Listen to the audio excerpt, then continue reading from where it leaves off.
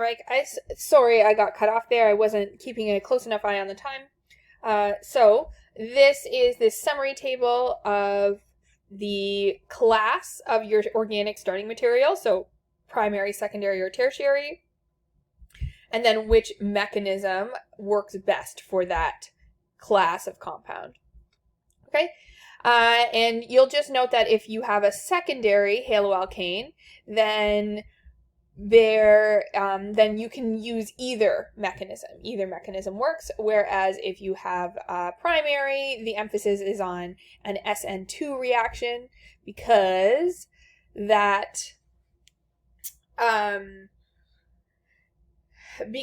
it reacts by the nucleophile attacking the compound, so having low steric hindrance, and low steric hindrance is ideal for the nucleophile to come in and attack, and little stabilization, it doesn't matter because you don't have to stabilize any carbocation, no positive ion on the carbon there. And then with tertiary, the steric hindrance is high. There's a lot of other bulky groups in the way, so it's hard for a nucleophile to come in and get the reaction started. Instead, you need the carbocation to form spontaneously. So having lots of groups there that can stabilize the carbocation is very important for that SN1 mechanism. Okay. And then the last thing I want to talk about here before we wrap up these nucleophilic substitution reactions is what is a nucleophile? So any substance that has a lone pair of electrons that it could donate to a nucleus is considered a nucleophile. So there's all kinds of things that fit this definition. The hydroxide ion is the one that we've looked at, but water would work too because it has lone pairs of electrons, or ammonia.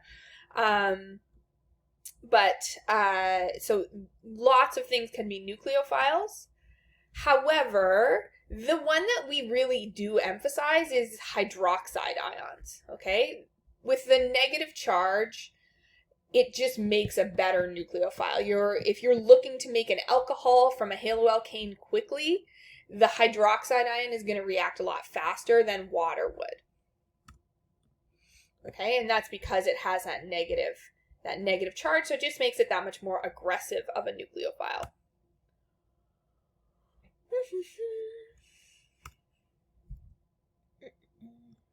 Okay. So that wraps up nucleophilic substitution. The next thing we're going to look at is electrophilic substitution. So electrophilic substitution, I'm sure you can sort of start to make some connections here. That's when the thing that you're adding or substituting is attracted to electrons. A nucleophile was attracted to the nucleus, so to positive charges. An electrophile is attracted to electrons or negative charges. And the IB really emphasizes the benzene reaction here. Benzene or benzene-based compounds as sort of your starting reagent for these. Because benzene, because of its super stable structure, it doesn't tend to undergo addition reactions, which are what we looked at earlier for things that have double bonds. Instead, benzene will undergo substitution reactions, so it doesn't have to break up that super stable structure. Okay, and the sort of example of electrophilic substitution that we're going to go through here is the nitration of benzene. So the first step of that is to produce some nitronium ion, which is the NO2 plus ion. Okay, so this is a very powerful electrophile right here, NO2 plus, and it's produced when you have nitric acid and sulfuric acid, so concentrated nitric and sulfuric acid, and you warm them up together, you end up producing some of this nitrating or nitronium ion, okay, which then makes an excellent electrophile to substitute onto a benzene ring. Okay, and once again, this is a reaction mechanism, not something I'm going to ask you or assess you on or ask you to write out on assignments, but just illustrating how the electrons move in each step of the reaction. Okay, and we use arrows to show that. Okay, so once I've made some nitronium ion, it can attack benzene. So here I have my two reagents, a benzene right here, and then nitronium, NO2 plus. And the electrons from benzene are going to be attracted to the electrophile here, the nitronium ion. Okay, and you're going to form a temporary carbocation here because we're taking some of the electrons from those delocalized bonds in here, and we are using them to make this new explicit bond to NO2. Okay, so you end up with a positive charge on, so you're making your new bond to NO2 right here. You end up with a positive charge at one of the adjacent carbons. Okay, and then the electrons do a bunch of shifting around. Because this is SL chemistry, I'm not going to belabor this point where the electrons are shifting, what exactly is going on. Just know this is a reaction mechanism. It's something that you maybe made a good choice. You took SL chemistry. You don't have to know this. It will maybe come up in university, drawing this reaction mechanism specifically. Okay, and then you end up, so this hydrogen that is on this carbon right here, it has to go somewhere so that this new bond to the NO2 group can form and the electrons can go back into that delocalized pi network there to maintain that stability of benzene. Okay, so you lose your hydrogen, it's going to stick onto a water molecule forming a hydronium ion. Then you've got your new nitro group on your benzene, and you have regained that stability of the delocalized electrons. Okay, so that was an example of an electrophilic substitution reaction. So an electrophile is something that's going to be attracted to electrons. The last thing I want to point out before I start talking about synthesis is just that when these reaction mechanisms are drawn, you'll notice that the direction of the arrow always follows where the electrons are going. So they're going from benzene to the electrophile. Okay, even though we think, oh, well, this is making a bond to benzene, so I could show an arrow that it's coming in to attack, just the convention for these mechanisms, okay, and when you get to a point where you have to draw them, you'll have to know this. The convention is to always show which direction the electrons are going in. So the electrons from benzene are going to the electrophile. Okay. Next thing, organic synthesis.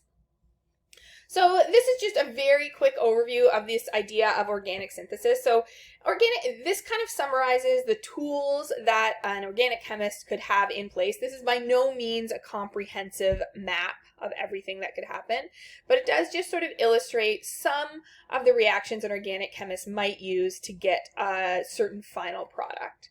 Okay? So you can see all these different classes of compounds here: alkenes, alkanes, alkyl halides. Alkyl halide is just another way of saying haloalkane or halogenoalkane.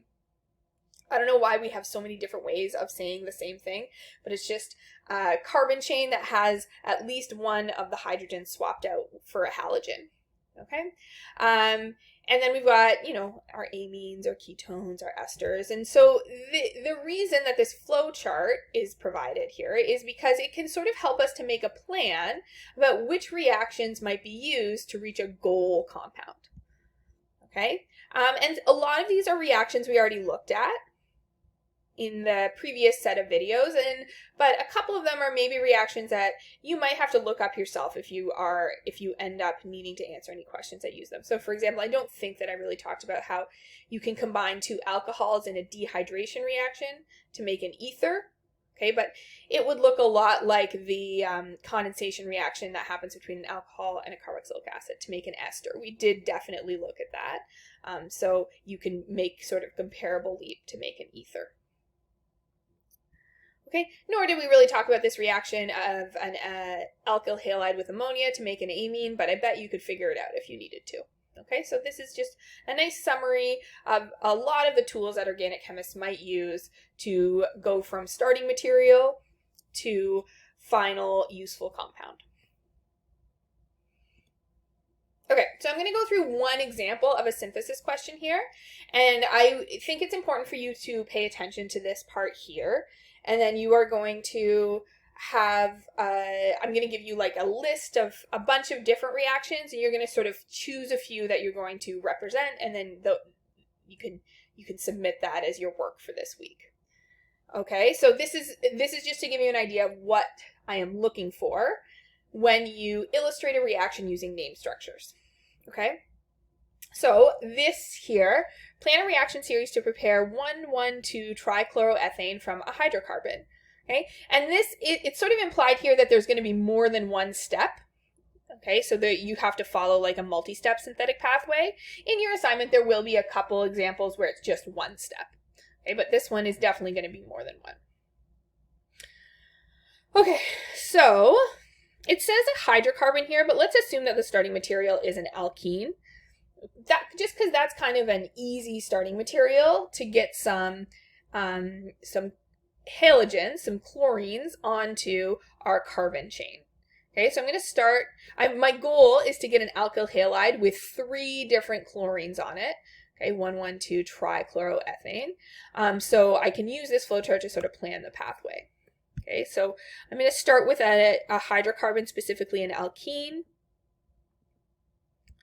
And then I'm going to try to sort of follow some steps here, given here, to get my target alkyl halide, or haloalkane.